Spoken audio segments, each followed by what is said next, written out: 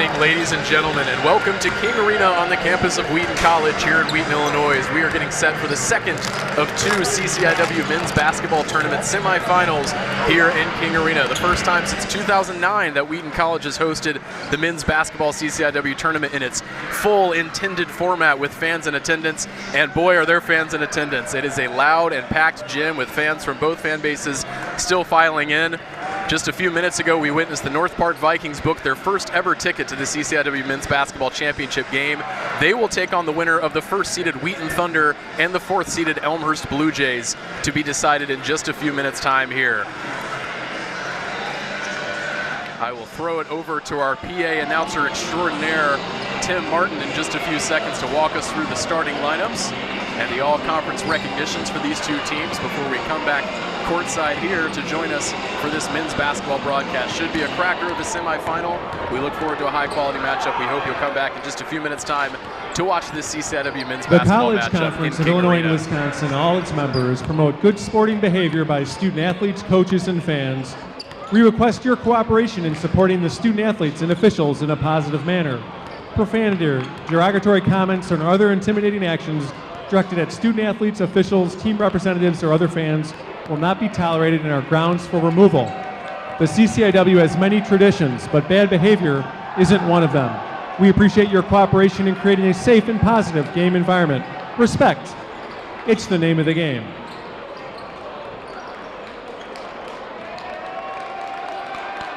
At this time, we would like to recognize the all-conference team members who are competing in tonight's contest.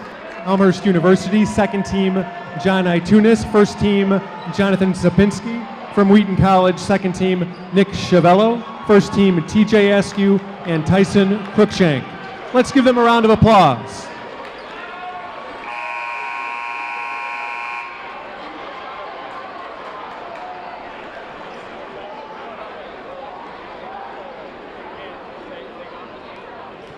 And now it's time to meet tonight's starters for both teams. At guard for Elmhurst from Schiller Park, number 2, Ocean Johnson.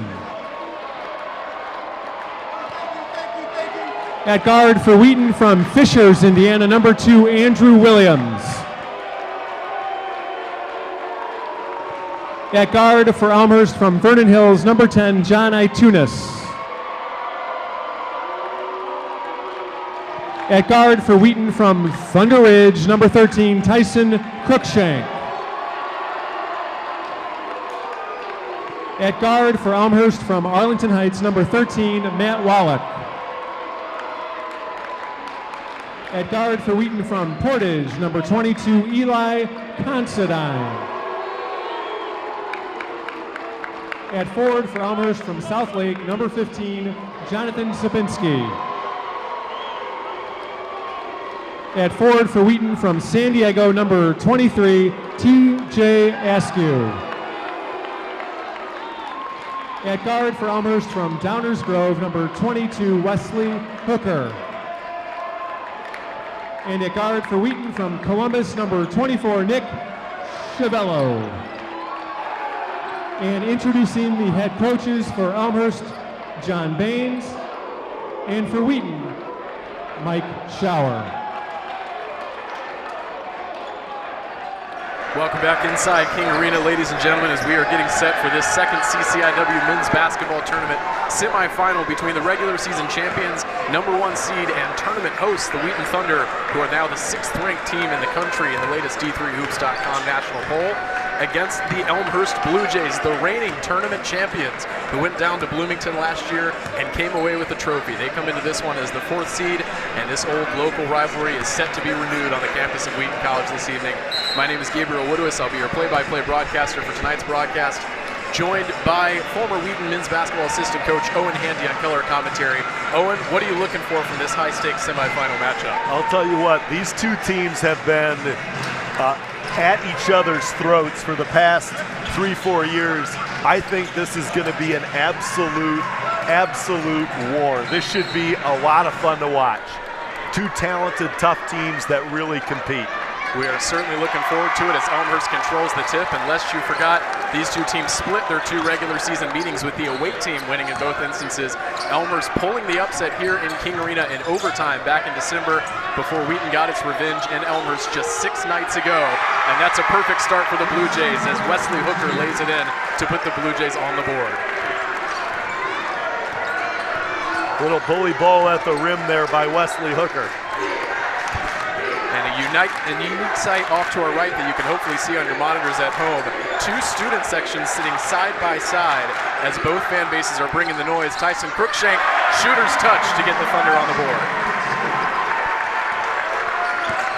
And one of the fun things to watch this evening, Gabriel, will be Crookshank operating against these tough defensive guards from Elmhurst.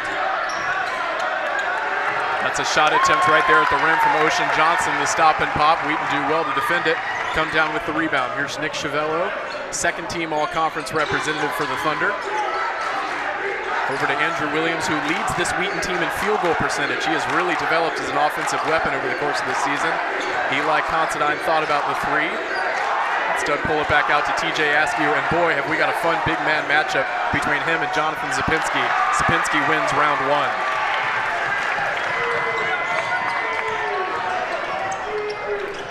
Wesley Hooker thought about pushing the pace for Elmhurst in transition. Instead, he'll slow it up. Hands it off to Matt Wallach, and he gets the roll to go. Blue Jays back in front.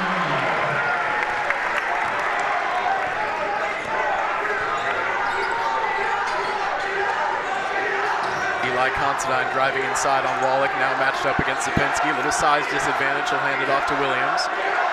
Tyson Crookshank trying to fight through his own teammate screen there. Considine pulls up for 3, rims out, big stop for the Blue Jays. Here's Hooker going one-on-one against Andrew Williams, blows past him, but misses the easy layup, and Williams comes down with a big defensive rebound. And Hooker now has missed 2 at the rim, his last 2 attempts. Andrew Williams reverse layup, can't get it to go. Both teams struggling from the field early on. Blue Jays with the ball and some momentum as it appears that Matt Wallach is a little bit shaken up. He'll try to shrug that off as Elmhurst looks to extend this early lead. Unsurprisingly, probably the most packed and loudest environment we've had all season inside King Arena. They love some postseason basketball in this part of the country, and that's a nice looking jump shot from Zapinski. That mid-range jumper is a big deal for Zapinski. If he can hit that and force the defense to come out to him, it opens the middle of the floor up for Elmhurst's work away from the basketball. Tyson Crookshank looking to go to work, the newly crowned Fred Young Most Outstanding Player as the conference MVP this year. Shot is no good for Askew, but he draws the foul and he'll head to the line for 2 shots. Yeah, that looked like Ocean Johnson just hit him on his release as he was, Zapinski hit him on his release as he was pulling up there. Yeah, both teams will desperately want to keep their key big men out of foul trouble tonight. That's going to be a battle to keep our eyes on as this one unfolds. And one of the interesting elements here, you know, the way Elmhurst likes to pressure defensively, Zapinski's really their backline anchor, and Askew's such a good face-up player, his ability to pull Zapinski out away from the basket, just as we saw Zapinski bang in that 15-footer, forcing Wheaton to come out to him. You know, Askew's such a good operator facing the basket. Can he pull Zapinski away from the rim and make Elmhurst pay really for extending their defense without the back row anchor there? Yeah, as you said, Askew really has become a lethal shooter away from the basket. He loves pulling up for those three-point shots. Zapinski with the first deep shot from the big men tonight, though, with that jumper just a couple of minutes ago. The lead is trimmed 6-4 as the Blue Jays going to work again. This is Tegan Pearson into the game for the first time. He'll try the 3 over Crookshank and drops it in. Great offensive start to the game for Elmhurst.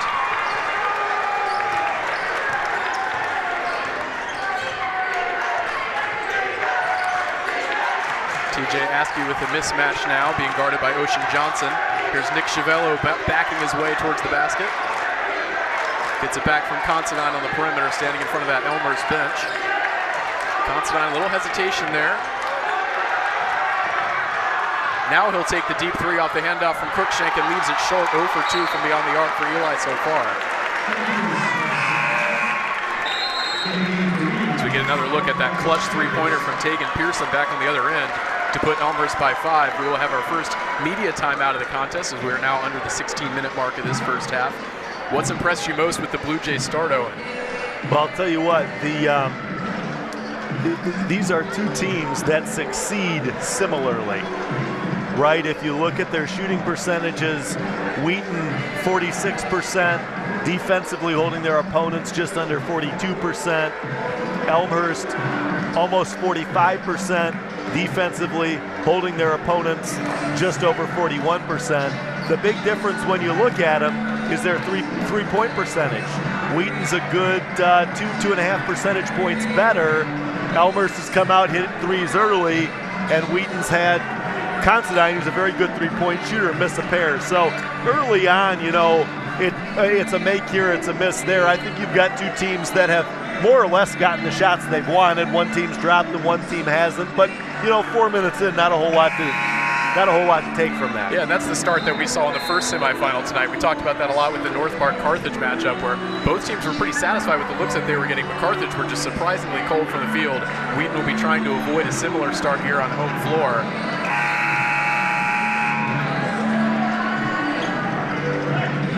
Yeah, another interesting thing to take a look at.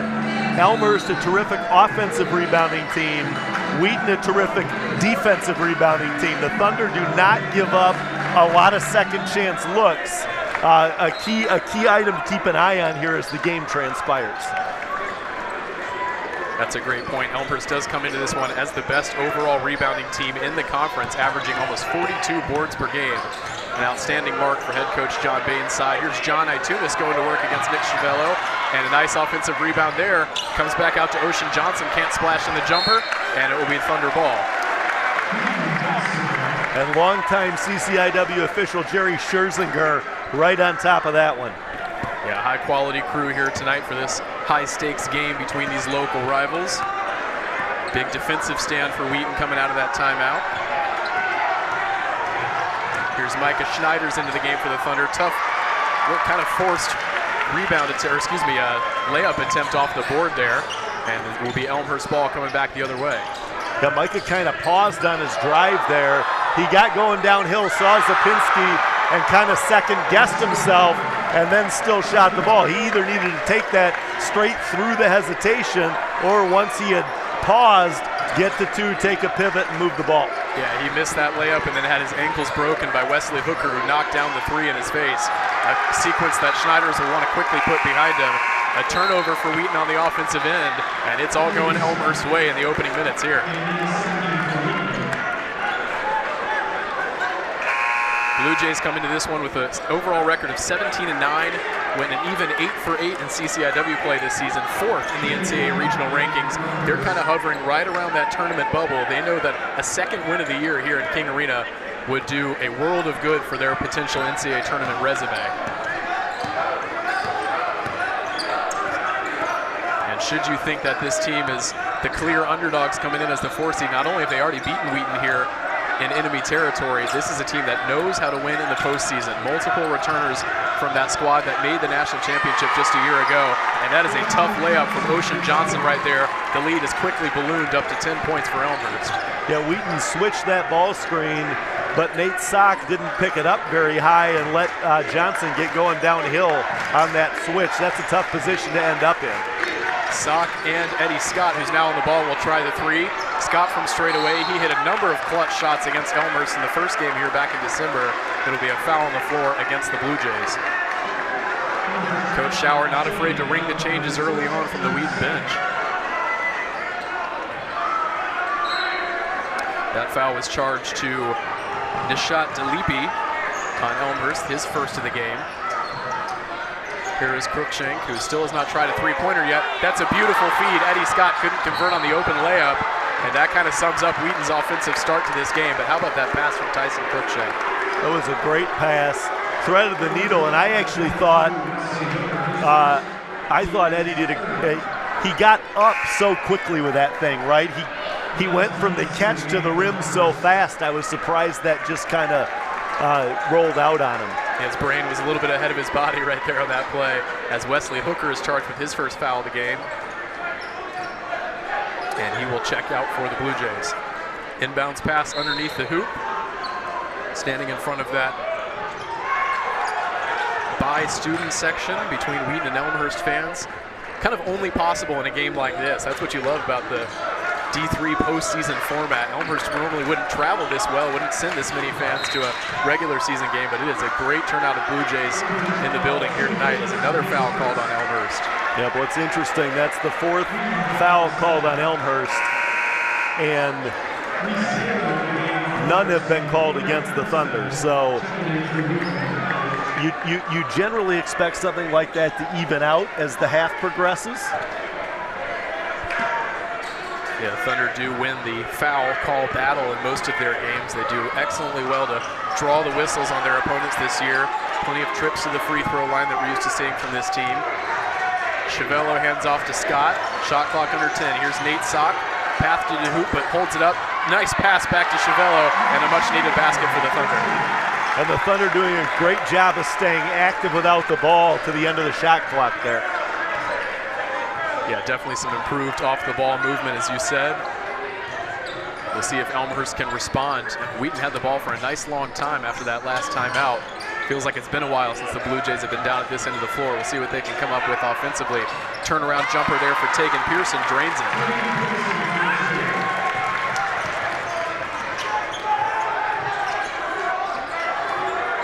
Nate Sock with the inside feed to Scott. Here's Crookshank going up against Miles Thomas. Cross-court pass to Considine, thought about his 3rd three of the night. Instead hands off to Eddie Scott.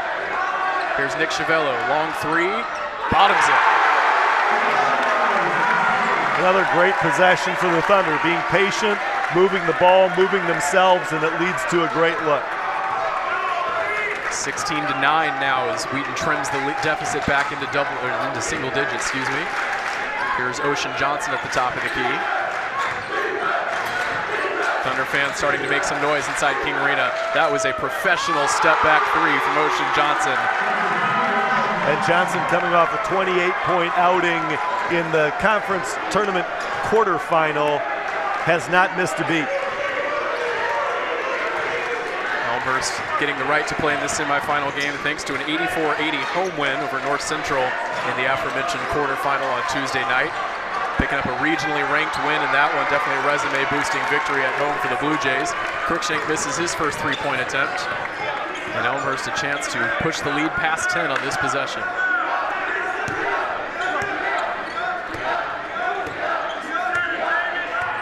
John Itunis, who barely called his name so far in this game, he was the one that sank the clutch 3-point shot to beat the buzzer in the first game here in King Arena earlier this year to send the game into overtime, where Elmhurst eventually prevailed. We'll have a foul, I believe, on Nate Sock underneath the Wheaton basket.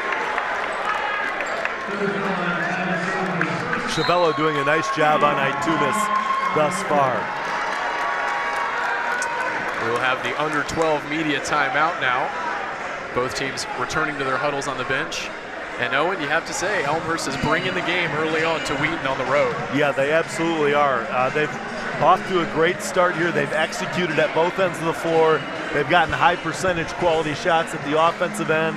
And at least early, we're making the Thunder a little bit uncomfortable. I do think the last few possessions at the offensive end, Wheaton settled in, developed a little bit more patience to wait for that good shot to show itself. And that's produced some better results down there.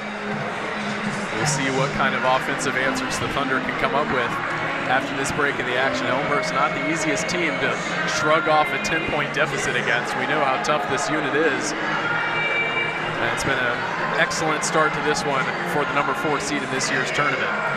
Well, an 8 of 13 from the floor so far, right? I mean, this is one, Mike Shower's a tremendous defensive coach. This is one of the best defensive teams he's had. And Elmhurst finding their way to the rim early. Wheaton does, in fact, come into this one boasting the best scoring defense in the conference. They've held opponents to an average of 64.5 points per game so far this year. Elmhurst looks well on pace to surpass that total here tonight if they keep shooting it the way they have been.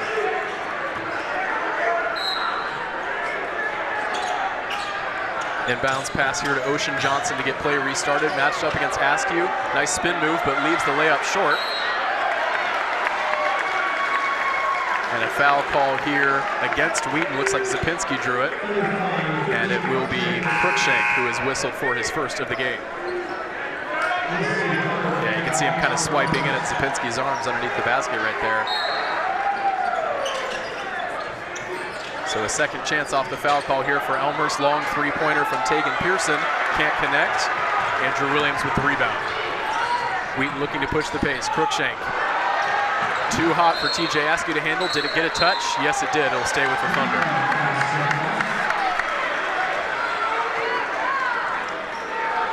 Cruikshank does such a good job of pushing the pace up the court, doesn't he? His speed is very fun to watch. One of the most explosive players in the conference. Got those quick feet and a high basketball IQ as Considine finds him now. Good hands to bust past the two Elmhurst defenders. The and one for seniors for Wheaton's graduate star guard. And Zapinski just a bit slow getting there to try to contest that. That is the second foul for Jonathan Zapinski. He will have to sit for a few minutes as Reese Taylor comes off the Elmhurst bench to replace him. And that's a big loss for the Blue Jays. Zapinski, a double-double machine, averaging 10 and 10 on the season, and a guy who snags 3.5 offensive rebounds a game. Set Elmhurst program career blocks record earlier this year, leads the team in blocks and rebounds. Really a physical, controlling presence down low, and we'll see if Wheaton tries to take advantage of that down as he sits on the bench now with 2 fouls. Here is Ocean Johnson. Swings it over to Hooker, who finds Pearson in the corner, going up against Cruikshank. Nice turnaround jumper, but can't find the bottom of the net. Chavello with the tough rebound. Wheaton with the chance to further trim the deficit. Considine thought about the three, instead blows past his defender. Here's Andrew Williams underneath the hoop. He connects, and the home side have the momentum. I'm not sure how he slithered his way through that crevice to find the rim, but he got there somehow. He seems to do that a lot, doesn't he? He certainly does. He is not the biggest player on the court, but he knows how to get around the hoop and to outfight some of the guys who might have a size advantage on him. Elmhurst, you feel, need points on this possession to get some momentum back, and they can't quite get it. Hooker just misses on the layup. Bodies flying around under the basket. Rejected. Elmhurst wanted a foul call, but Wheaton will bring it back the other way. Considine for transition 3. Can't connect, but it will stay with Wheaton as Hooker tips it out of bounds. Get a replay here of Andrew Williams just anticipating letting both Elmhurst defenders leave their feet to stay on the floor and sneak up for that tough layup. Under the 10-minute mark of the first half with the visiting Blue Jays leading by 5. Here's Nick Chavello on the wing. Matched up against Pearson, shot clock down to 5 seconds now. TJ Askew long 3 and drops it in. Boy, is that a big shot for the Thunder. Elmhurst plays such an effective defensive possession and still concede 3 points. That's got to be frustrating to take. Thunder student section into the game now. 19-17 deficit for the home side. Wesley Hooker, long 3, drops it in, and that is the perfect response for the away team.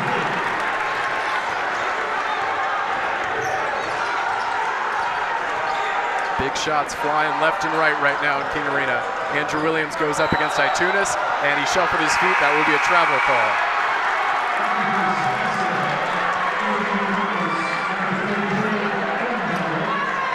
Askew going up for that deep 3 over Ocean Johnson. Not much Johnson could do in that situation, but Wesley Hooker came up with the perfect reply. Elmhurst up by 5 with the ball. 8:45 left to go in this first half.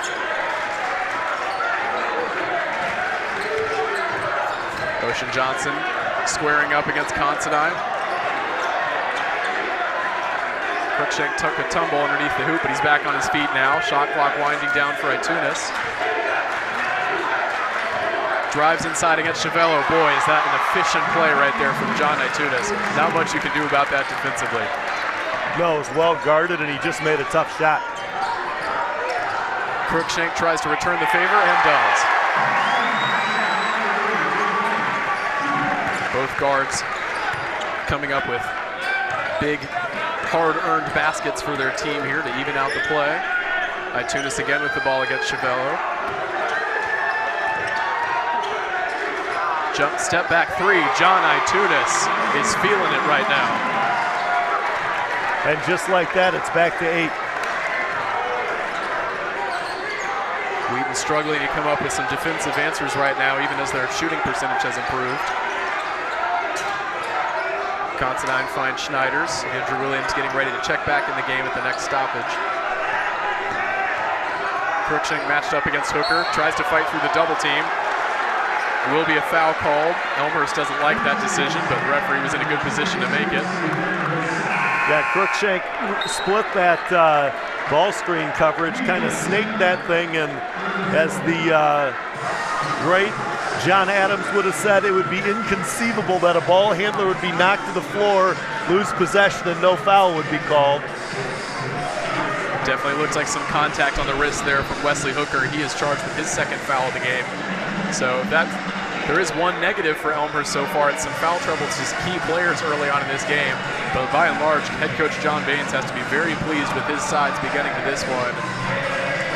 Festival crowd on hand here, Gabriel. This is a lot of fun, isn't it? You can't ask for a better atmosphere than this, and it appears as though most of the North Park fans have departed after their first game. I think I expected to see more of them stick around and watch the second semifinal. I guess they got the early start back to Chicago, but even with them and most of the Carthage fans clearing out, there are a few empty seats right now in King Arena in this loud environment.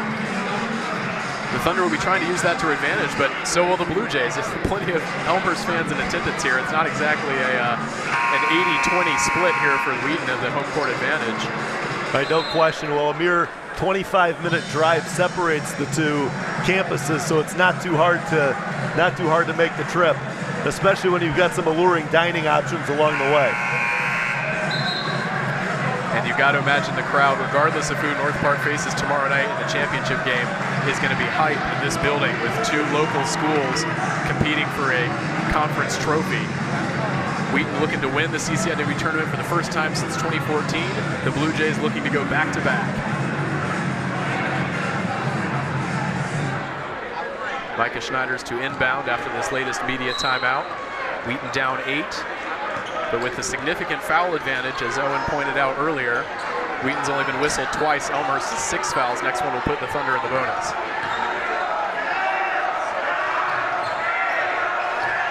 Shot clock down to 6. Considine, nice move, drives inside, but leaves the shot well short, and he's taken up. He's shaken up. He took a hard fall right there.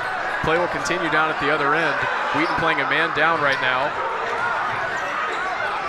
Tough layup by Ocean Johnson, doesn't drop it initially, but gets the rebound to fall. He'll put it in for 2 points. Considine still down at the other end. He'll receive some treatment right now. Elmhurst takes advantage of the man-up situation. We certainly hope Considine's okay, as head coach Mike Schauer will walk out on the court to check on him. And we'll take a pause here and take a look at some stats to this point in the game. The big difference right now is shooting percentage. Blue Jays 12 of 23, Thunder 7 of 17. That's a 6 shot difference, but Wheaton's been to the foul line twice, so really it's just a 4 possession difference in terms of the shot attempts. Rebounding fairly even. We've got Elmhurst with 9 and Elmhurst with 12 and the Thunder with 9, but there have been more defensive rebounds available at Elmhurst defensive end. So when they've got 5 offensive,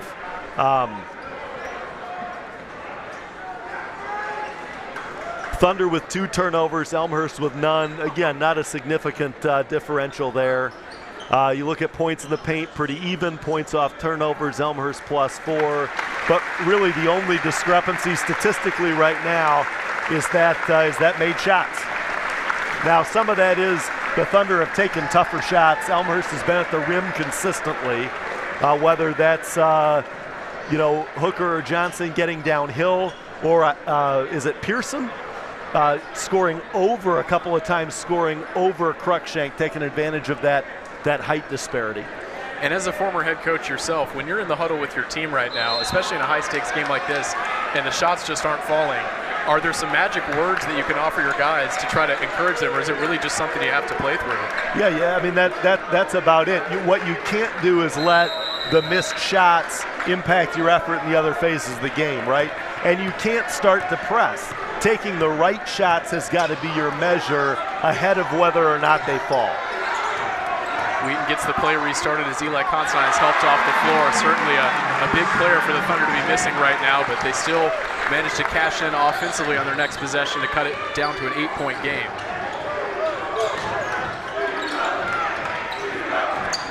Elmhurst now with the ball looking to stretch the lead back up to double digits. Here is Cole Hornbuckle into the game for the first time. Tough drive in on Andrew Williams. Referee's happy to let them play. Shot clock down to 5. Itunis will go to work against Micah Schneiders, and another strong drive to the rim and lay-in for John Itunis. He is taking this game over offensively for Elmhurst.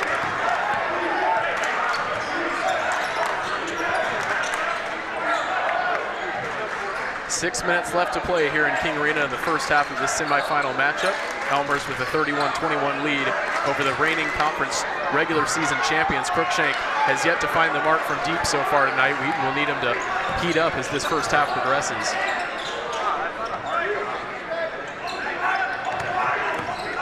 An Elmhurst basket here would really give them the momentum, and that's a tough one.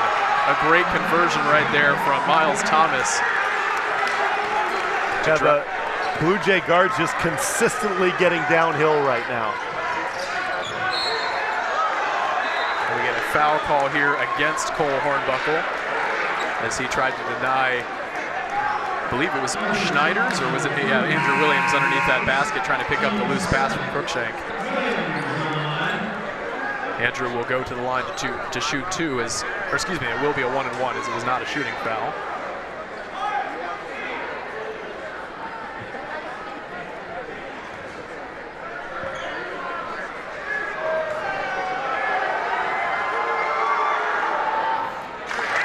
One of the better free throw shooting players on this Wheaton team this season.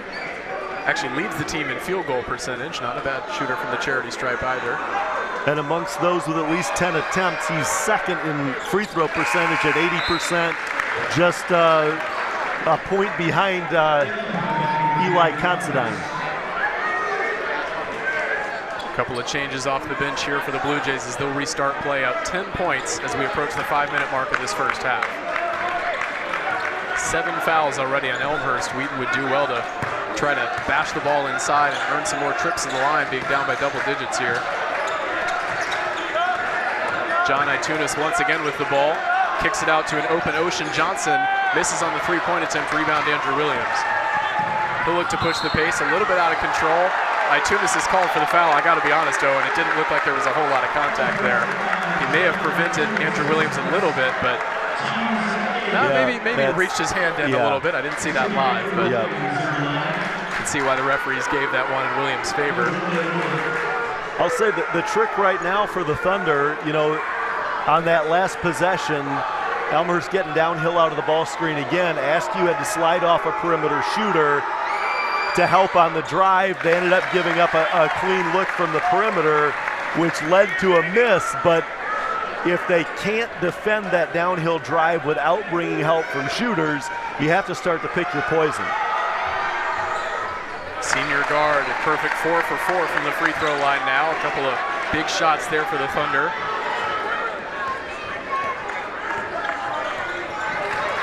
Matt Wallach getting ready to check back in for Elmhurst at the next stoppage. Here's Tegan Pearson with the ball at the top of the key. Here's Delipi matched up against Andrew Williams. Definitely a size mismatch there. And it looks like Eddie Scott is going to be whistled for a foul there as he and Miles Thomas go face to face. Yeah, Thomas just kind of ran into him and Eddie Scott hooked his arm. So Elmhurst will maintain the ball with an 8-point lead here. 3 fouls now on the Thunder as a team. And that's a big forced turnover for the Thunder off that inbounds pass. Coach Coach Shower's got to be pleased with that defensive stand. Wheaton could ill afford to give up more points on that possession. And instead, Cruikshank will bring it up the floor.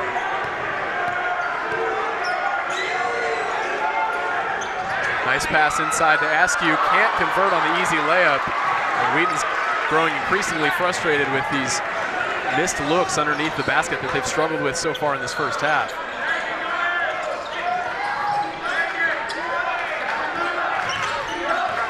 Cruikshank doing defensive duty against Tegan Pearson. Beautiful turnaround, but puts it wide. And a big offensive rebound for Ocean Johnson to keep the play alive. He misses on the shot.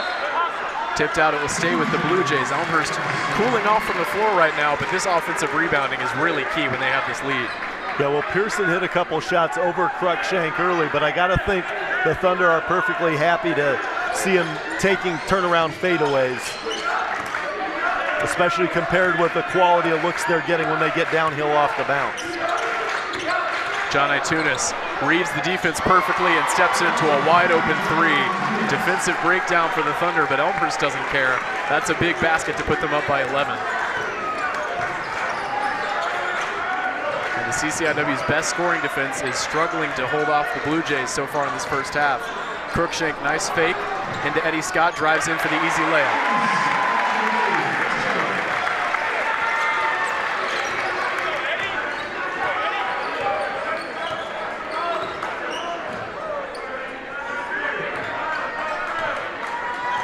Itunis once again with the ball for the Blue Jays, matched up against Nick Chiavello. Matchup of talented juniors there, versatile players for their respective squads. Pearson once again with the step back, still looking for his touch. And the ball will stay with the Blue Jays. The home crowd doesn't like that call. And that's really another offensive rebound there. It's an out of bounds, but you retain possession, so there's no individual getting credit for it, but the team offensive rebound is huge. And even on the replay, it was kind of tart to tell who got the last touch. Eddie Scott's hand was right there on the ball, but I couldn't tell if he got it or if the Elmhurst player slapped it off of him. We'll trust the referee who was standing right there. And Mike's getting a little peppery. I think when you start to see a foul disparity like this, you wonder where's the, let's say this artfully, you worry that because there's a disparity, fouls aren't going to get called, right? There are coaches who are coaching to foul because they know human nature is to back off the whistle, right? And that's not intended to be inherently critical of this crew. It's the nature of working a competitive game, right? And so I think when you see Mike get fired up there, my guess is he's saying, don't back off your whistle when there's a foul, call it. Yeah, that's a great point. I wouldn't be surprised if that's the kind of conversation he's having with this crew right now, and we can't complain about getting the lion's share of the whistles so far in this first half. We'll see if they continue to use that to their advantage with their superiority in trips to the free throw line so far. 3 minutes left to go in this first half of play.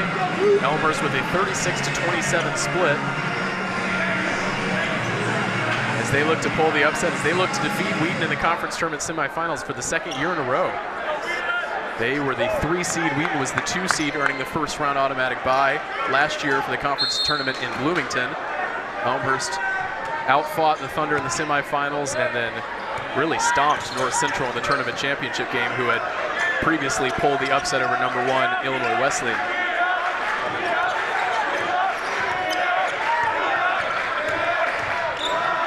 Tegan Pearson nearly had the ball stripped by Schneiders, and Cruikshank leaves the fadeaway short, and Schneiders corrals it for the Thunder. Cruikshank looking to blow past a couple of guys to get up the floor quickly. Kicks it out to Chiavello, open corner 3, leaves it short. Wheaton still struggling to find their rhythm from beyond the arc in this first half. Oh, and you mentioned it towards the top of the broadcast. We know how important three-point shooting is to this Wheaton offense. One of the best teams in the conference at that, as Eddie Scott is whistled for a foul. That will be his second. No question, the Thunder right now 2 of 9 from deep. Drop 2 more of those, about their season percentage, and you got a 3-point ball game. So much of this is a make or miss game.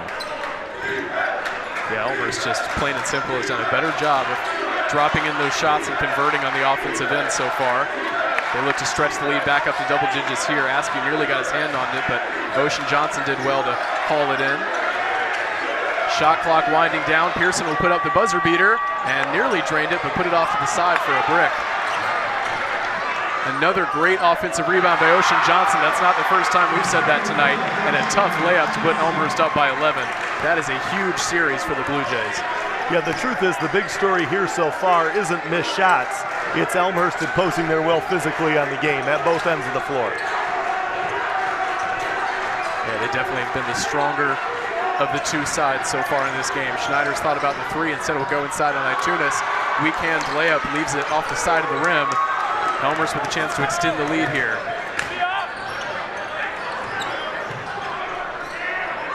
Deep three here for Ocean Johnson. That would have been a huge make, and another offensive rebound. This time it's Pearson pulling it from deep. He has gone ice cold from the floor. Wheaton comes up with an important rebound to stem the flow. Nice handles by Cruikshank. Will pass it out to Askew. Can't convert on the three there. Another missed offensive opportunity as we are left with under a minute to play here in this first half. And head coach John Baines will call a timeout. That's that user to lose at 30. He's got to burn to or not have. So probably trying to set up a 2-for-1 situation here to close out the half. Well, in the first game I said it felt like there was a very important halftime team talk coming up for both teams. I think you can say the same thing again here, especially on the Wheaton side. They would not have been wanting to trail by double digits going into the break on their home floor as the favored team. But we expected an even matchup, and Elmhurst is more than upholding their end of the bargain so far. Well, the big story here, Elmhurst, we said imposing their will physically at both ends. They're getting to the rim consistently with the ball in their hands, but 10 offensive rebounds with time to play in the first half. That's just, that can't happen. Yeah, we're sure that is a point that Coach Schauer will be stressing in the huddle right now with his team. Even matched up against the best rebounding team in the conference. Certainly a margin that is not going in the Thunder's favor so far. 45 seconds left to play in this first half in King Arena. Matt Wallach will go to work down low and a tough backboard layup as Elmhurst hits 40 on the night. They are playing like a team that is set out to defend its conference tournament crown right now, taking the game to the #1 team in the conference. Here's Nick Chiavello, and travel call against the Thunder.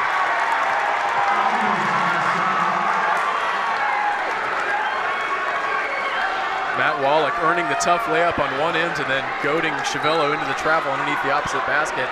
He's celebrating with his teammates on the sideline. And Elmhurst can hold for the last shot as the shot clock is turned off. Chance to go up by as many as 16 points heading into halftime, which is not something we were expecting to say. Itunis over to Ocean Johnson. Fights through Askew's block and banks it in off the rim to essentially beat the first half buzzer. Cruikshank's three-quarter haul will not come off. And ladies and gentlemen, it is a 15-point lead for the #4 seed in the conference tournament at halftime. Oh, and where does Wheaton go from here? Well, not a whole lot to add to it, right? I mean, Elmhurst has come out and just beat them up, right? And I don't mean that critically at all. Offensive end of the floor, they've been at the rim consistently. They're plucking of their missed shots. Elmhurst has missed 19 shots. I'm sorry. Yeah, 19 shots. They've rebounded more than half those misses, right? You're Wheaton. How do you expect to be in the game when they get to shoot it again? You'd like to know what's their shooting percentage, their field goal percentage on their first attempt. It's probably not great because it's less than 50% when they've gotten 10 offensive rebounds, right? So you say you've defended well to the first miss, but you haven't held them to one miss. At the offensive end of the floor, same thing. Have we seen Wheaton at the rim? Not consistently, right? It's been an occasional cut pass, but we saw Scott miss at the rim. We saw Askew miss at the rim, right?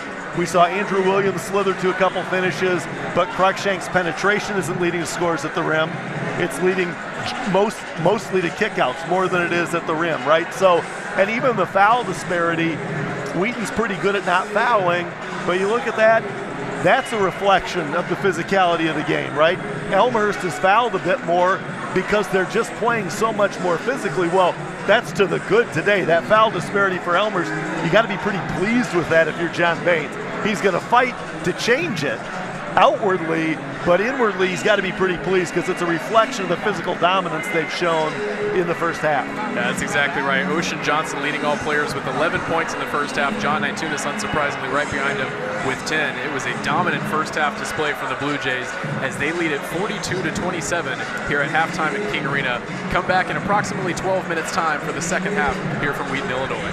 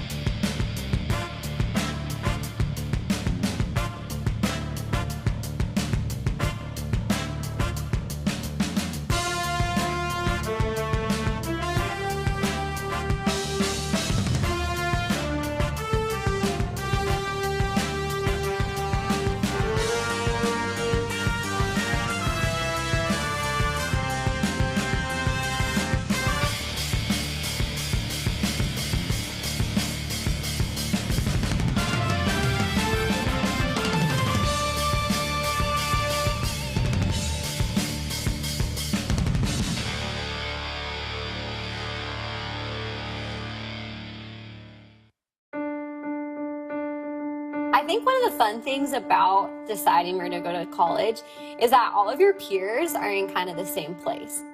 Remember, other people have done this, other people have gone before me and will come after me and are going through it with me now, but it's not as isolating as it may feel.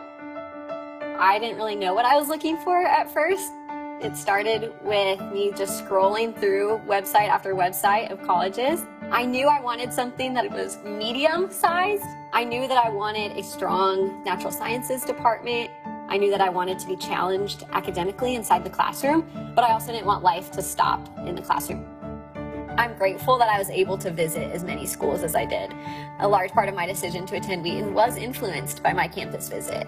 What instantly stood out to me was that everyone on campus was smiling. I felt welcomed, I felt appreciated, seen, and wanted.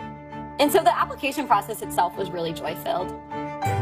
The decision process was quite a different story. I got the decisions and acceptances and rejections back, and rejections stung. I became very stressed. I started to question, do I want to keep going to school? Do I want to go far? Do I want to come closer to home? And that's where I really started to ask, okay, what are the options remaining before me? And Wheaton was again at the top. I started to work with Ellen, my admissions counselor. I just worked with her really closely and had several hour-long phone calls, just talking through what does a Wheaton education look like, what is the value of a Wheaton education, and got to have personal conversations and interactions. So even during a time that was really stressful, I felt valued and seen as a whole person rather than just a GPA and test scores.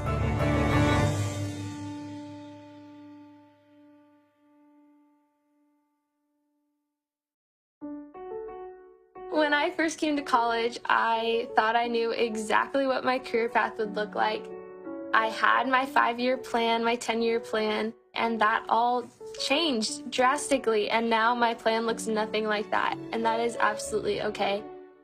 In the process of choosing my major, I got so stressed out. I wish that I would have just trusted that in the Lord's timing I would figure it out. It's completely okay not to know your major when you first apply. Don't worry about it. It's gonna be okay, it's gonna work out, and I think college is the place that you can figure that out. It's also totally okay if you know exactly what you wanna do, what you wanna study. You actually don't need to declare a major until your sophomore year, so you'll have lots of time to explore different classes. You can go to different lectures on campus. You can talk to professors and hear different perspectives on the world and on different fields of study. We have our Center for Vocation and Career, which provides students with lots of resources to help think through their vocation. And your faculty and advisors always have their doors open to you if you ever want to talk or have questions. College is the time to explore. It's a time to learn about different things that maybe you haven't in the past. And it's a time to develop passions and continue pouring into passions you already have. Yes, this is definitely an important decision, but remember that the Lord is with you, and don't let the importance of the decision steal the joy from this amazing opportunity that you have ahead of you.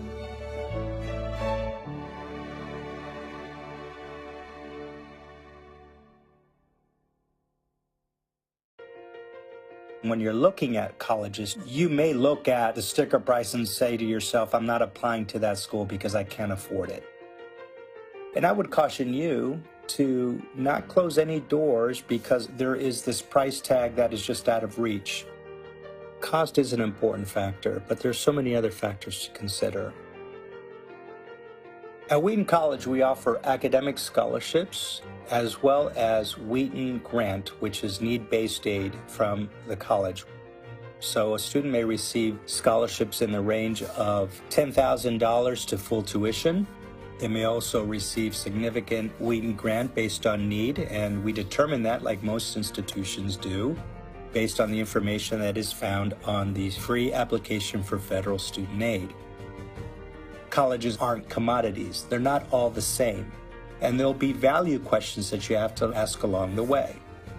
There's value in knowing that Wheaton alumni have done very well across the board. That we have students from 50 states and over 160-year history.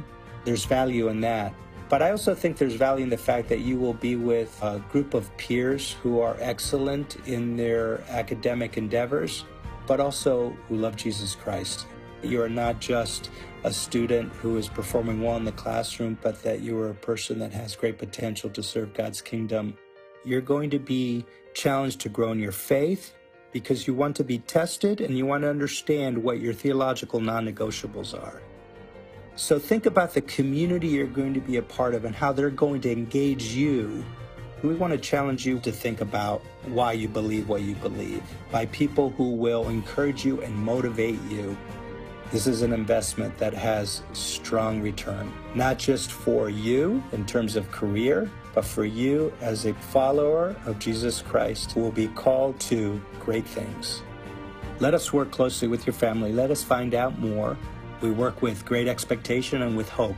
We do not want to give up on your calling to be at Wheaton College.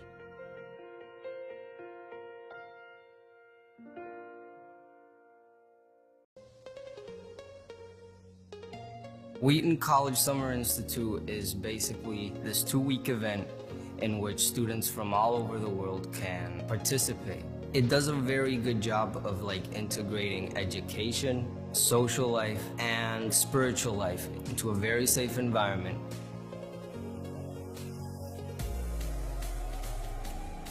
There's so many course offerings, from Shakespeare to music to visual arts to theology. Each student picks a class and they really hone in on a specific subject.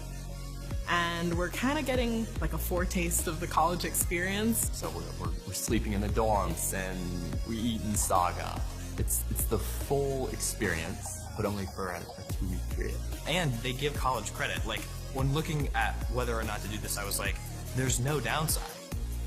You know, the schedule is incredible. I've spent a lot of time in class, about 4 hours a day, but also a lot of time hanging out. Then we're going for ice cream and we're going into Wheaton. You enjoy it, you have fun, you get to meet new people. And what I like about it a lot is that the people are so accepting. The people will just take you as you are and won't criticize you or judge you. The relationships I've built with people here have been really valuable. Here, I'm always with someone, I'm always talking, I'm always having a great time, I'm always learning. And at the same time, building that community with these people who are so different, with people from Colombia and Mexico and Texas and North Carolina, but we can all, find that kind of center of what we all believe and build relationships from that. Wheaton College Summer Institute is a place where you will grow in your faith, meet very extraordinary people, and learn something you're passionate about. It has the potential to be so formative that there's no way you shouldn't do it.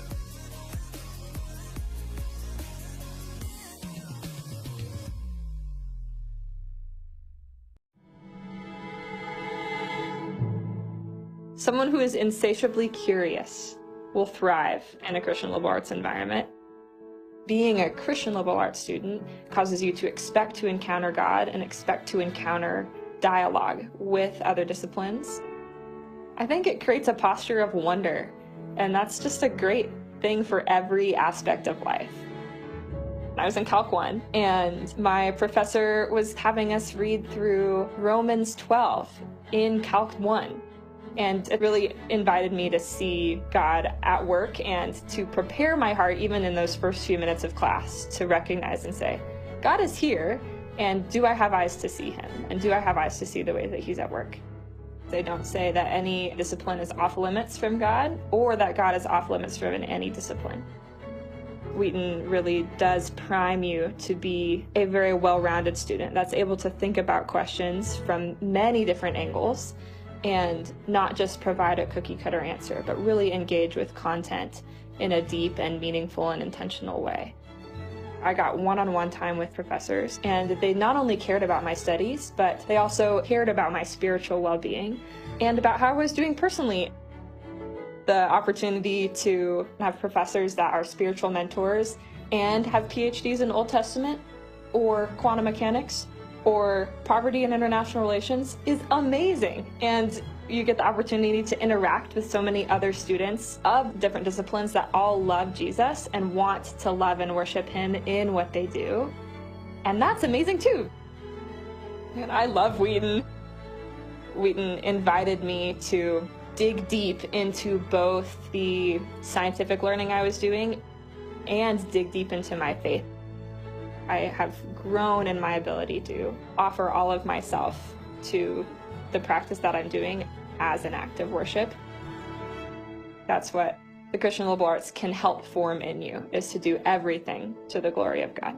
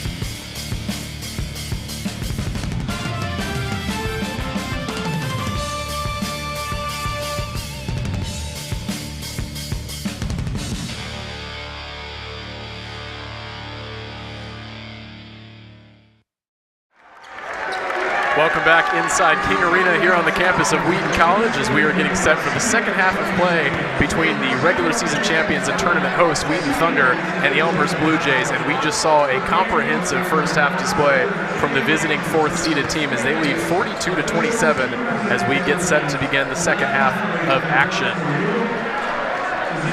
We want to make sure to send very warm greetings to Dr. Ashley and Mary Woodowis. Very well and fondly remembered by many in these parts of the country.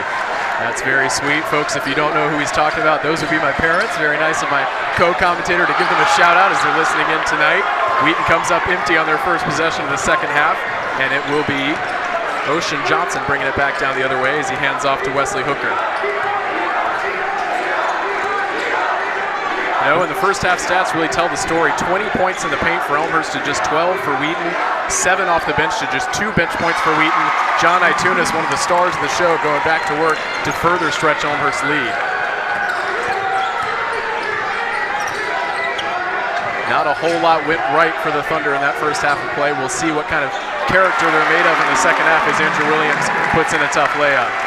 And 2 shots at the rim to start the half, so a renewed insistence on getting to the paint there. Thunder were very unsuccessful from beyond the arc in the first half, but they did have a little bit of success underneath the basket with some shorter 2-point range shots. We'll see if they continue to go to that well here after halftime. And that is a big-time three-pointer from Elmhurst big man, Jonathan Zapinski. Zapinski, 11 of 20 on the season from the arc coming in, showing a deft touch and a wise shot selection to arrive at that statistic. Senior out of Southlake, Texas, and he drained it from that kind of range. Foul against Wesley Hooker. I believe that will be his third of the game, which would be significant. Tyson Cruikshank drawing it. And the Thunder opting to go with Connor Braun to start the second half in place of Considine. Braun, a very versatile defender, and certainly brings some size, maybe trying to defend the rim a bit better than they did in the first half. Yeah, his first year with the Thunder after transferring in has not been as smooth as perhaps he would have hoped. He has dealt with some injury problems. It's good to see him fit to play here tonight, though, and as Owen said, getting the start for this second half. We'll see what kind of role he can play for Wheaton down the stretch. A lot of contact under the hoop, no foul call, but it will stay with Elmhurst as it goes out of bounds.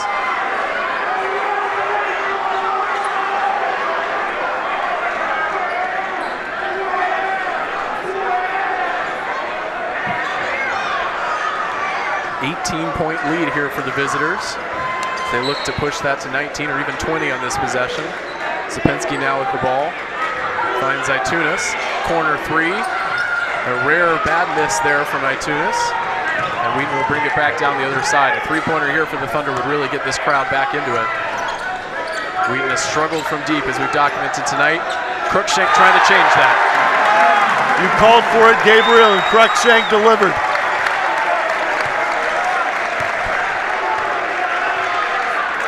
Big defensive series now coming up for the Thunder as they look to work their way back into this game.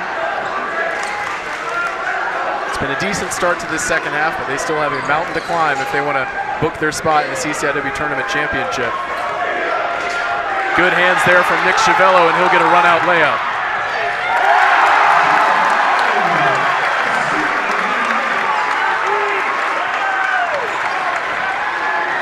One more successful defensive possession here, and the comeback could officially be on for the Thunder, but Elmhurst have done so well at responding anytime Wheaton has gained any sort of momentum tonight.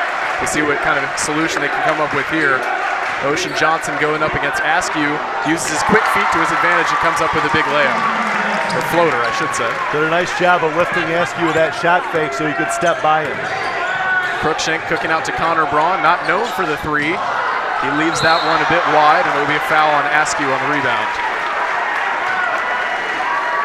Don't blame Wheaton for pushing the pace. Not sure that's the best shot they could have had on that possession, as they look to force the early three, and Elmhurst gets rewarded with the rebound and foul call. And that's not a terrible foul to pick up there for Askew. You can see, I'm sure Mike challenged him at halftime, and you can see the team responding with their physical play so far. And it is just the first of the game on Askew, so he definitely had some room to sacrifice there, as Owen said. Elmhurst up 15, just over 3 minutes into the second half. Blue Jays looking to go to work through John Sapinski. Tough layup, and one for the big man. Listed at 6'6", 220, one of the most physically imposing guys on the court. And very long-armed, right? Sapinski's listed at 6'6", but he's got wide hips, he's got long arms. His frame plays more like a guy who's 6'8" or 6'9". And I think if I was standing next to him, he'd feel like 7 feet tall. As he completes the old-fashioned three-point play, the lead is ballooned up to 18 points now for the Blue Jays. Things all going wrong for the Thunder so far in this one. We'll see what kind of comeback, if any, they can mount as this second half progresses. And it's the Elmhurst fans inside King Arena making the noise right now. Askew goes for the reverse layup, blocked by Sapinski, but he'll keep it alive. Andrew Williams open three, leaves it short. Nate Sock with the rebound. He'll go up for two and drains it.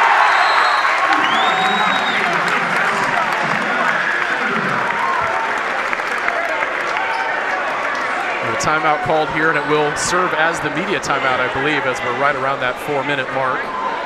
Coach Schauer looking to rally his guys in the huddle and capitalize off that Nate Sock two-pointer. But Owen, they've got a mountain to climb, as I said a minute ago, down 16 on their home floor. They do, no question about it. We'll take this opportunity to remind you that this copyrighted broadcast is property of WTSN, which has a right of approval of the announcers and it's intended solely for the private, non-commercial use of our audience. Any publication, reproduction, retransmission, or other use of the pictures, descriptions, and accounts of this game without the express written consent of Brett Marhanka is prohibited. Thunder back out on the floor quickly, not wasting any time coming out of this huddle. This is obviously a hugely significant game from a regional ranking standpoint. Elmhurst coming into this one 4th in Region 8 in the rankings. Wheaton leading that ahead of Wash U. We'll see what kind of change in the standings, if any, occurs if Elmhurst were to pull the upset here tonight. Wheaton has a pretty strong case. Things lining up for them to be an NCAA tournament host, especially for the first couple of rounds of the tournament. But if they were to drop this one, that may just cast a little bit of uncertainty around that and would certainly bolster Elmhurst's tournament resume. Well, Elmhurst has certainly looked like a tournament team out here this evening. Yeah, hard not to be very impressed by what we've seen from them in North Park in these 2 semifinals, at least so far in this game. Those 2 teams have come to play, and it's not really a lack of effort from Wheaton or Carthage's perspective, but the shots aren't falling and things are just coming a little bit tougher for them tonight than they have for most of the season. Here's Zapinski going to work down low again against Askew, but instead will kick it back out to Miles Thomas. Blocked at the rim from Askew, at least it looked like he got a piece of that. Ball will stay with Elmhurst. And now we will have the media timeout, so I was incorrect that the last stoppage functioned as that. I think Mike stacked his timeout on top of the media just to get a little bit deeper breather there. Yeah, smart to give his players some extra rest on the sidelines. Wheaton's obviously going to be relying on the same kind of 3 or 4 key players down the stretch if they are going to mount a comeback, so he's got to keep them as fit and rested as possible down the stretch here. And he used that first 30 converts to a full, so he called that first 30, turned it into a full, and stacked it right on top of this one. So with Considine out, a guy who normally plays 32 minutes a night, he's going to deepen his rotation, but also probably lean a little bit heavier on some of the core guys. Yeah, we obviously don't want to speculate on how this game would have gone had Considine stayed in, but as we've said, that's a huge presence, especially on the defensive end, to be without right now. So that's a tough break for the Thunder. We obviously hope Eli rests up and recovers as soon as possible. Elmhurst was not waiting around to use that absence to their advantage as they have extended the lead in his absence. They're now up by 16 points, under 16 minutes left to play here at King Arena. Head coach John Baines has got to be thrilled with his team's performance in this do-or-die game as they look to make their 2nd straight CCIW Tournament Championship appearance. It'll be Miles Thomas to inbound in front of the Elmhurst bench.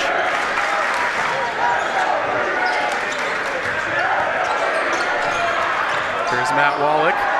Oh, and Miles Thomas passed up the open layup. John Itunis, well, you kind of see why he did when Itunis can hit shots like that. It appeared to be a strange decision from Thomas not to go for the shot underneath the basket, but he found his teammate, and Itunis made sure that it was not in vain. Itunis now with 15 on the evening. Kirkshank with a tough drive to the basket. Hasn't quite found his range from deep with the exception of that 3 we saw a couple of minutes ago, but he's still managed to get some points on the board down low. That's Wallach driving to the hoop, and Andrew Williams whistled for the foul.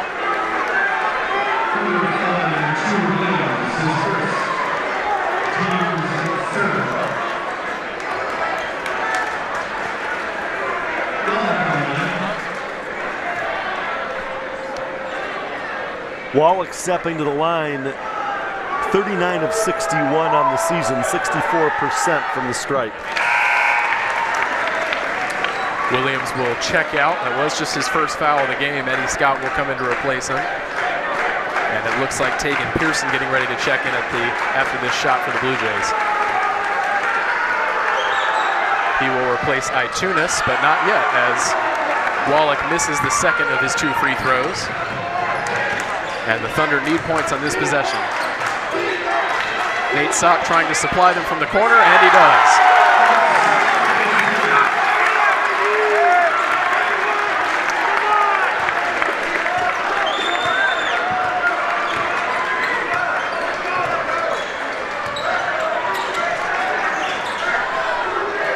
Lead back down to 15 as the Blue Jays look to expand it up a little further. Itunis with a tough drive to the basket. Zapinski went up and claimed it, but we're going to get an over-the-back call. Zapinski will be whistled for it. Looks like Askew who drew it. I got to say, Owen, looking at that replay, it seems like he was a little hard done by. He's charged with his third foul. It looked like a pretty fair jump to claim the ball to me. Didn't make a whole lot of contact with Askew. Wheaton will certainly take that break, though. I don't disagree with that, but it is nice to see again the physicality the Thunder are showing coming out of halftime. Yeah, Askew not afraid to put his body on the line right there. And even though Zapinski hasn't had his best scoring night, he is such a key player to be sitting on the bench right now for Elmhurst as Askew looks to convert on the other end from three, trying to turn that defensive stand into offense, but he comes up short on the jumper. Nice possession there by the Thunder, though. Sock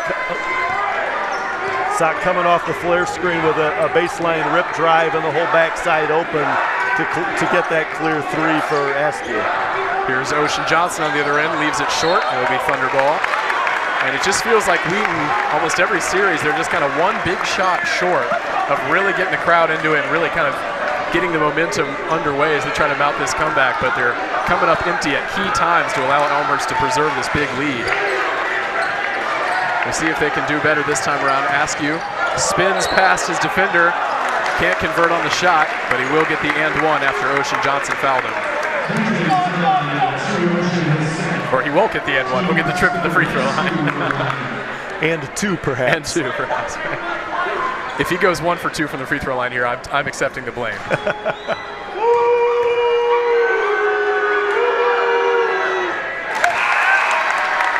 Knocks the first one in as Cole Hornbuckle comes back off the bench for Elmhurst, checking in for Thomas.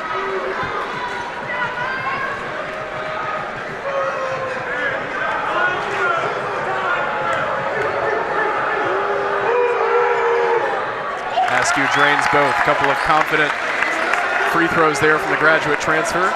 56-43 for Elmhurst, coming up on the 13-minute mark in the second half.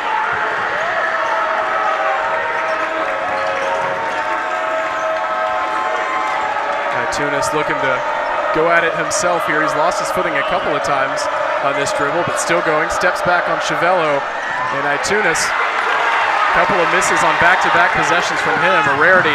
Cruikshank looking for Sock in transition, but Elmhurst read that perfectly to snuff out the fast break basket. That's a dribble, step into the shot there from Ocean Johnson. He can't convert, and we'll get a jump ball call on the rebound. Possession arrow will keep it with the Blue Jays. And that's an unusual error by Cruikshank. He's usually so definitive with those sorts of passes in transition. Yeah, we've only seen a couple of those usual knifing assists from him tonight that we've become so accustomed to. Obviously, Elmhurst's stingy defense deserves a lot of credit for that. They've kept the clamps on him. Here's Tegan Pearson backing in against Cruikshank. Thunder fans making some noise as they try to will their team onto a defensive stand here. Switch off Eddie Scott now guarding Itunis. Shot clock winding down, blocked at the rim by TJ Askew, but a huge offensive rebound and another block by Askew. Shot clock violation. And that's a good piece of officiating by Bobby Daw there, Gabriel, because the shot clock shouldn't have reset. There was no contact. The shot clock was reset when it shouldn't have, and Bobby caught that, blew the play dead, and got the shot clock violation right. Yeah, that's a great spot, Owen. You can see on the replay there, the shot clock had gone back to 30 when it shouldn't have, as you said. And the Thunder fans are making some noise here.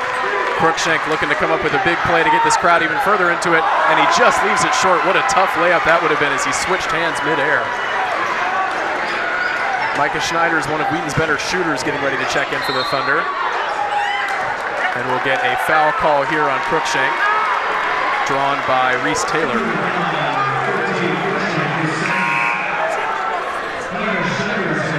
Schneiders will replace Chiavello for the Thunder. And the Thunder really have scratched and clawed to give themselves a chance again. Yeah, certainly a increase in physicality and desire, as you said a couple of minutes ago. But that was exactly what that play was from Ocean Johnson right there. A hard-earned basket underneath the hoop. And Johnson now with 15 as well as Itunis. It's back to my earlier point about Wheaton just kind of coming up empty on those pivotal possessions that would really allow them to get back into this game. Elmhurst trying to force a steal. Quick hands by Cruikshank to keep the possession going. Shot clock winding down under 10. Eddie Scott for three, leaves it short, and a big defensive stand for the Blue Jays.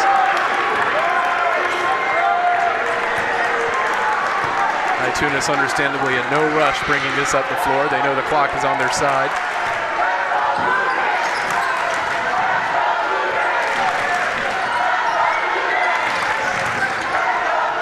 Tunis matched up against Schneiders. Trying to get the better of him. Rims out though. Tunis has cooled off from the floor a little bit in the second half. Eddie Scott now with ball handling duties for the Thunder. Matched up against Johnson. Nate Sock driving inside, and he draws the foul on Reese Taylor. The Thunder have really gotten great minutes out of Nate Sock this half. He's doing a good job of consistently getting into the paint. Made a couple of great passes. He hit that rhythm three in the corner earlier, and just now turned the corner. No help came. He was at the rim and drew the foul. Very nice minutes from Nate.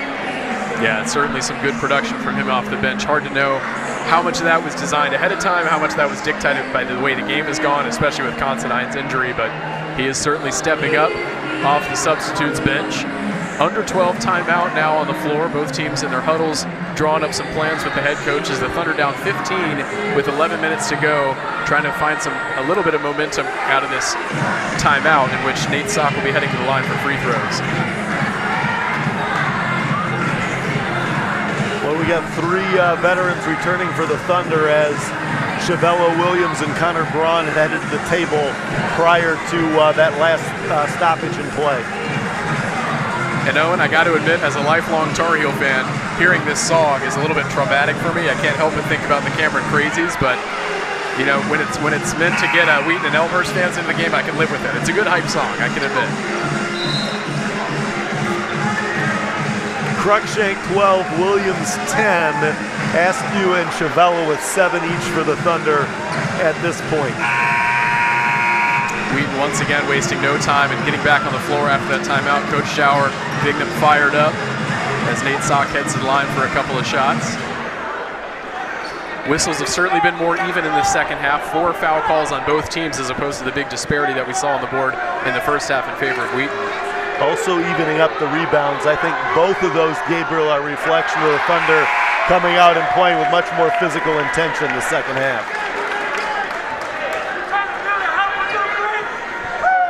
Yeah, it definitely feels as though they have bumped it up a few notches in terms of their physicality in the second half. Sock goes 1 for 2 from the line, and he will be replaced by Connor Braun.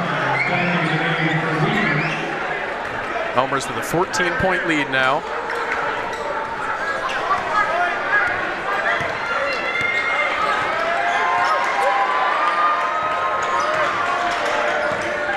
Sapinski back on the floor with 3 fouls, matched up against Braun, the 2 tallest players in the court. They'll face off now. Sapinski backing him down. Good strength right there by the senior, but misses on the turnaround jumper. Cruikshank can bring it up the other end for the Thunder.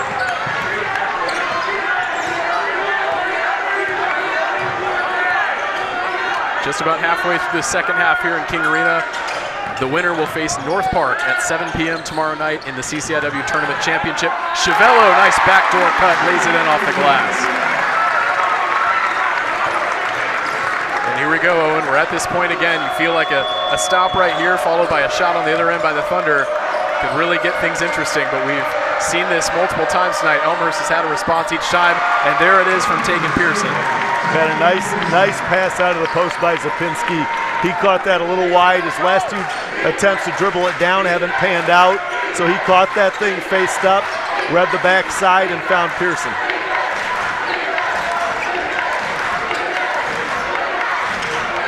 Thunder moving the ball around the perimeter. Elmhurst giving them no looks from the inside, so Cruikshank will pull up for an NBA range 3-pointer, and that's a rare bad miss from the graduate guard.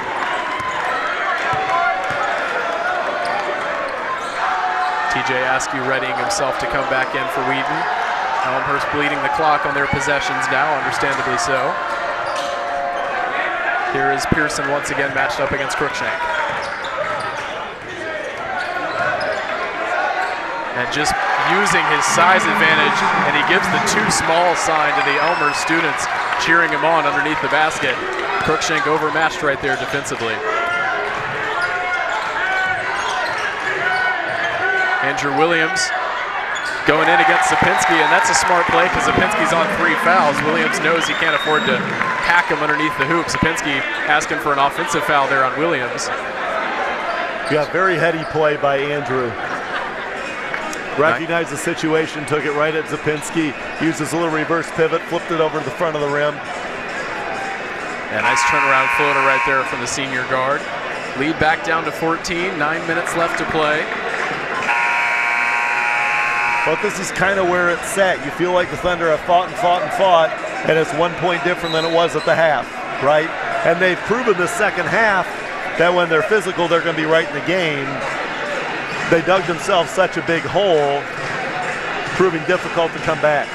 Yeah, and it was such a professional first half performance from Elmhurst. I mean, we talk about Wheaton getting back into the game, at least emotionally, a little bit in the second half and refusing to let Elmhurst blow the game wide open, but you got to leave a lot of credit to the visiting Blue Jays and just not taking their foot off the gas and really playing with some cool heads right now to keep their double-digit lead intact.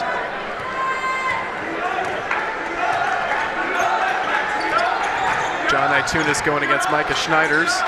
Little miscommunication there between Schneiders and Williams defensively, but we can get away with it as Askew skies for the defensive rebound.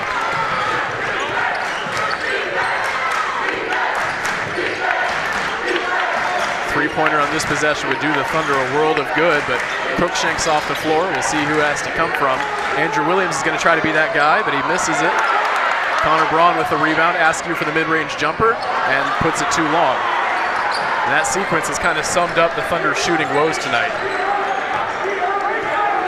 It has. They just have not consistently been able to find the bottom of the net.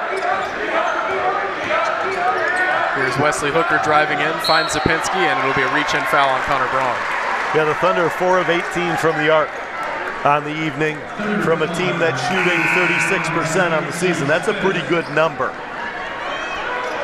And there aren't many games in a conference like this where you can pull out a win with a figure like that, but especially when you're playing a talented, motivated side like this Elmhurst team. They are not going to give you anything easy inside the three-point line. Hooker kicks it out to Ocean Johnson. Great quick feet. And the foul is called on Andrew Williams underneath the basket. Johnson will head to the line for 2. And Johnson did a great job there. Askew went to double the post to try to get the ball back out of there. Once the dribble picked up, he started his recovery and just got right by him going downhill to the rim. So we'll head to the under 8 media timeout. What has been a pretty stop-start second half here. Elmhurst keeping the momentum firmly in their camp with a 14-point lead, a chance to extend it to 16 with these upcoming free throws. As I mentioned earlier, the winner of this game, if it is the Blue Jays, if they're able to close this out, they will take on the second seed North Park Vikings, competing in their first ever CCIW tournament championship game. And Owen, you gotta say, it may not be what most people here in Wheaton are hoping for, but the way these two teams play tonight, we could be in for an instant classic of a tournament championship between Elmhurst and North Park. No question about that. You want to talk about two teams that have physical, talented guards. That's 2 of them. That backcourt matchup would certainly be a lot of fun. We talked in the first game about watching a player like Tyson Cruikshank go up against Colton Van Landingham and company of North Park, Marquise Jackson, all those dangerous guards that you mentioned. Still plenty of time left in this one, though. Thunder will try to mount a late comeback here and ensure that they book a spot in the tournament championship on their home floor. You got to imagine this would really feel like a missed opportunity for the #1 seed in the conference tournament, especially against a team who's already beaten them once on their home floor. I mean, this was a chance for revenge here for Wheaton tonight, but once again, full credit to Elmhurst for taking the game to the Thunder. Yeah, absolutely. From the tip, they simply were the much more physical team, intent on getting the ball at the rim, really sealing off driving lanes at the defensive end of the floor. They've been really good today. The Wheaton student section, I think the football team specifically, planning some theatrics there to try to distract Ocean Johnson as he stands on the line. And it doesn't work. Smooth free throw.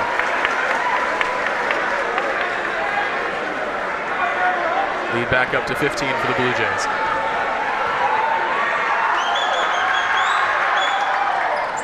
Goes 1 for 2. Nate Sock gets the rebound. Thunder on 6 fouls. Next whistle will put Elmhurst on the 1-1 bonus. Just 4 foul calls so far against the Blue Jays.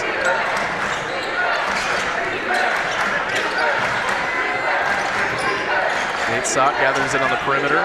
Give and go with Connor Braun. He's looking for the 3 matched up against Zapinski, but settles it back out. Askew will pull the 3 and knocks it in. TJ Askew from deep.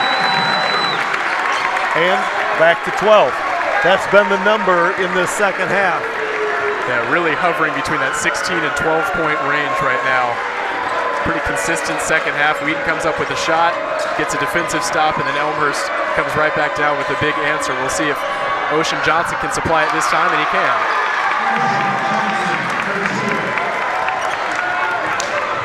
Such a multifaceted Elmhurst team. So many different ways they can hurt you, and we have seen that to full effect against the Thunder tonight. TJ Askew driving in, Connor Braun in the corner, looking for a teammate. He'll find Williams.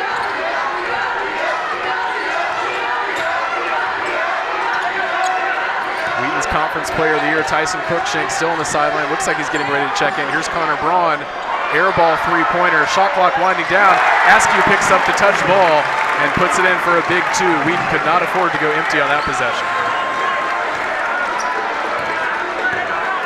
Yes, indeed, Cruikshank and Chiavello will come in at the next stoppage for the Thunder. Wheaton having to do some work without their star leader on the floor right now.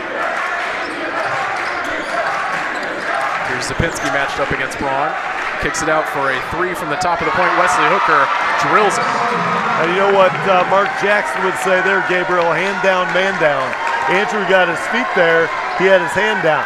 Might have made the shot anyway, but you got to get a hand up and contest that thing. That's a great point. Can't afford to give a player as talented as Wesley Hooker an open look like that.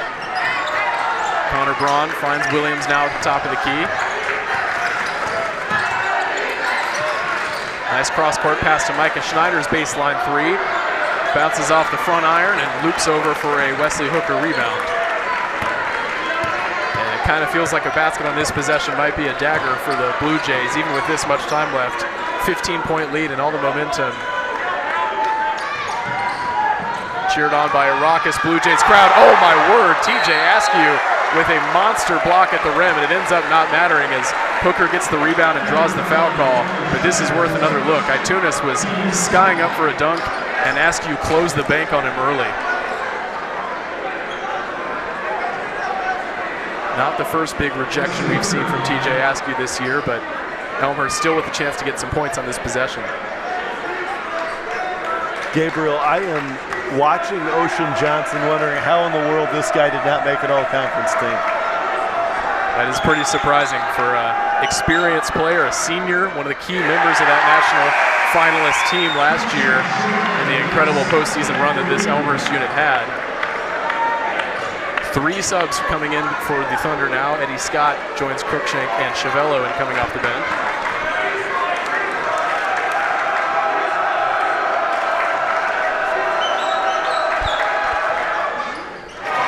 Once again, 1 for 2 from the line for Hooker. And bouncing between 12 and 16, right? Same old story unfolding in this second half. We'll see if the Thunder can uphold their end of the bargain by keeping it within that range on this possession. Chiavello being boxed out by Zapinski. He flings it over to Sock. And Chiavello commits the turnover there, a bit of a loose pass. Elmhurst looking to get out in transition. 3 here for Itunis. Buries it. And that could be the dagger for Elmhurst. Largest lead of the game at 19 points, under 5 minutes to go. And everything going right for the Blue Jays this evening. Chiavello will try to respond quickly and does.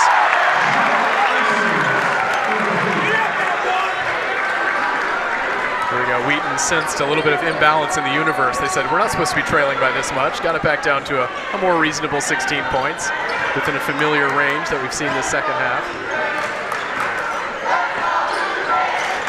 But Elmhurst is outplaying the regular season champions on their home floor, trying to extend the lead back up to 19, but Pearson leaves his 3-pointer short. Chiavello can push the pace. Cruikshank trailer 3. This is it. Nate Sock going for the tough rebound.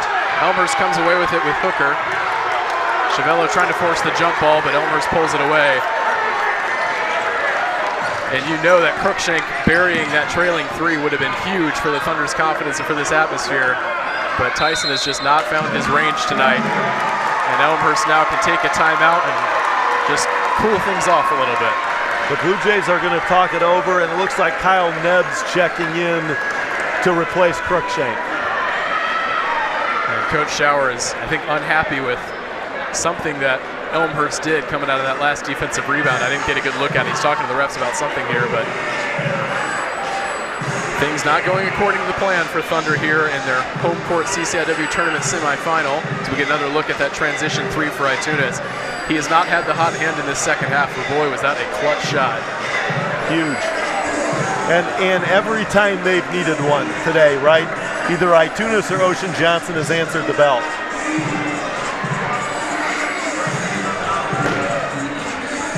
Sharing is caring is the name of the game right now for Elmhurst, spreading the ball around, hurting Wheaton with multiple players and different looks from the open floor.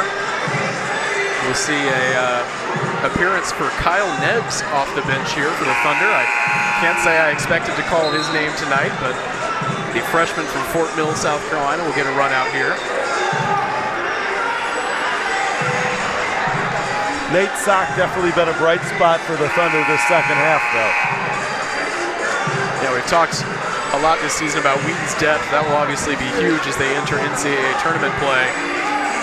They'll still have hopes of hosting the first couple of rounds of that tournament, even with a loss here tonight. Elmhurst up 16 with just under 4 minutes left to play in regulation. We expected a close matchup, as the first two this season between these two teams were, but we expected that in the first semifinal. North Park ended up pulling away for a comfortable win. Hooker forces up a three. Askew bodies out Zapinski for the rebound. Zapinski does well to track back, and Elmhurst nearly comes away with the steal. Hooker couldn't quite corral it in time. That would have been a huge stand for Elmhurst in transition.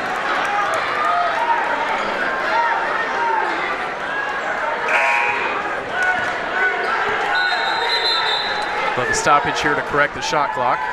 Put a few seconds back on. The Thunder now 6 of 23 from the arc. But a positive here in the second half, they've evened up the rebounding battle, actually taken a one rebound edge, 14-13 in the second half. So again, a disappointing effort, big picture, but a nice response at halftime. And you know, get a couple shots to fall, a couple of stops here. The Thunder could still make some noise in this one if they can get a couple deep ones to drop. Yeah, and that would be an achievement, as you said, out-rebounding the best rebounding team in the CCIW, but points are much more valuable right now. Nick Chavello tries to supply 3 of them, but once again, Hooker comes down with a massive rebound. And Chavello will be whistled for the contact foul on Itunes, bringing the ball up the floor. This will put the Blue Jays into the bonus. It'll be a 1-and-1 for Itunes. Daniel Garza checking in for the first time for the Thunder. He'll replace Chavello.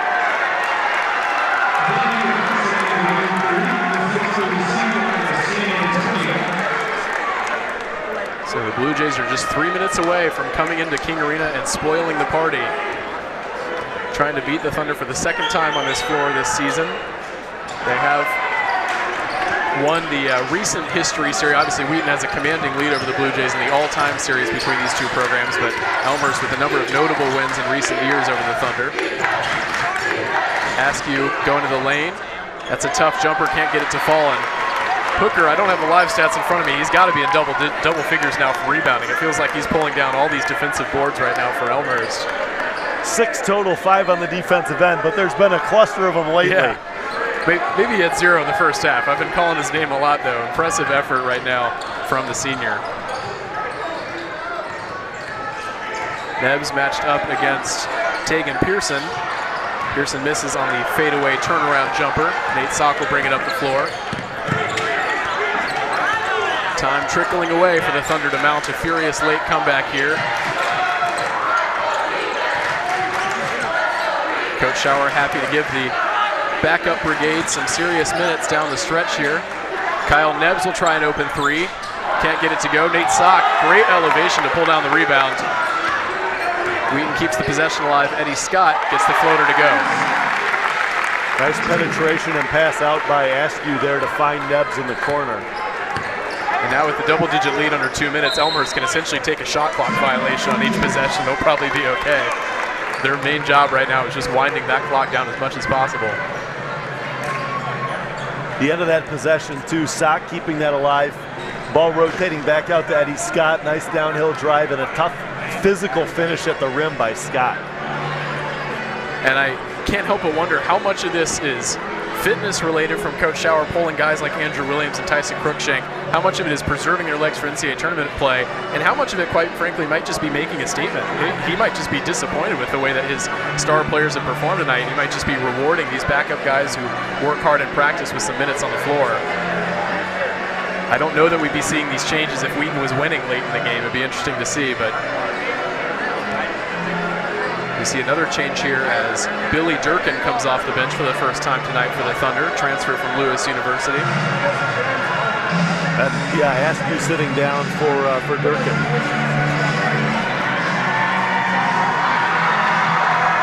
So we are teed up for a fascinating CCIW tournament championship matchup tomorrow night if indeed Elmhurst does close this one out. The way that they've played, as I said a few minutes ago, combined with the way that the number 2 seed North Park Vikings played, should make for a very intriguing matchup. North Park swept Elmhurst in the regular season, if I'm not mistaken. I think Owen can confirm that for me now. I should know that off the top of my head, but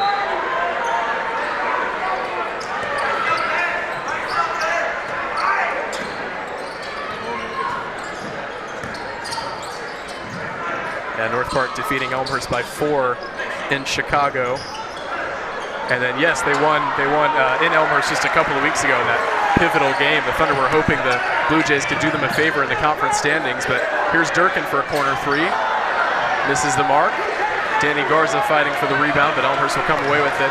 That's a nice cross-court pass up in transition, and an exclamation point layup for Reese Taylor. And Wheaton, the team that we talk about their defense, how good they are at holding their opponents down to scoring. Elmhurst has passed that season average by 10 points, and they have returned the favor, holding Wheaton to just 58 on their home floor as Daniel Garza misses the 3. And we will see a line change coming in for the Blue Jays now as head coach John Baines rewards his starters with a curtain call. And Owen, I don't know that there's a whole lot to say that we haven't already said. This has just been a thorough performance from Elmhurst. Yeah, absolutely. The Blue Jays showed up, imposed their will physically in the first half, and just built an insurmountable lead. Came out of halftime, protected that lead, and the Thunder couldn't do a whole lot to get back into it.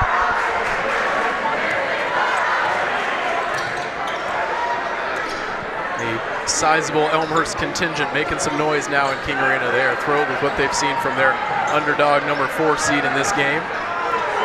There are games you lose because you play poorly, and games you have to tip your cap to your opponent. I don't know how the Thunder feel about their own performance, but goodness, Elmhurst has been really, really good today. Yeah, certainly feels like a little bit of both. There's a lot of areas in which the Thunder could have performed better tonight, but so much credit has to go to Elmhurst, especially on the defensive end for locking down Wheaton. Eddie Scott will step back for a 3-pointer, leaves it short. And that will do it as the shot clock should be turned off now. Gives Miles Thomas a chance to bring it up the floor and cheer on with his fans. Final score from King Arena in this second CCIW tournament semifinal, Elmhurst 76, Wheaton 58, a statement win for head coach John Baines and the Blue Jays program. And they will come back here 24 hours from now, or 22 hours from now really, to face off against the number 2 seed North Park Vikings in tomorrow's CCIW tournament championship. And if you're a Thunder fan, that's a disappointing result tomorrow. If you're a college basketball fan, it should be a lot of fun. Come back and join us. That should be a cracking tournament matchup. And even though the home team's not competing, we expect it to be a great crowd. Both North Park and Elmhurst really traveling well from their respective towns tonight. That'll do it from King Arena as Elmhurst makes it back-to-back appearances in the CCIW Tournament Championship. They will try to win their second consecutive conference crown when they look to pull their second consecutive upset over the North Park Vikings tomorrow night. Owen Handy, your final thoughts from an exciting night of CCIW basketball in King Arena. Enjoyable day here in one of the best small college basketball conferences in the country, and just showing once again the depth and talent in this league is really, really good. An enjoyable night of basketball. As a Wheaton alum and former part of the program, disappointing loss, but boy, it was a fun game. A pair of fun games. Yeah, that's exactly right. Some high-quality basketball here in King Arena. That'll do it from us here in Wheaton, Illinois. Gabriel Woodowis alongside Owen Handy signing off from Wheaton. Elmhurst takes it 76-58. They advance to tomorrow's CCIW Tournament Championship.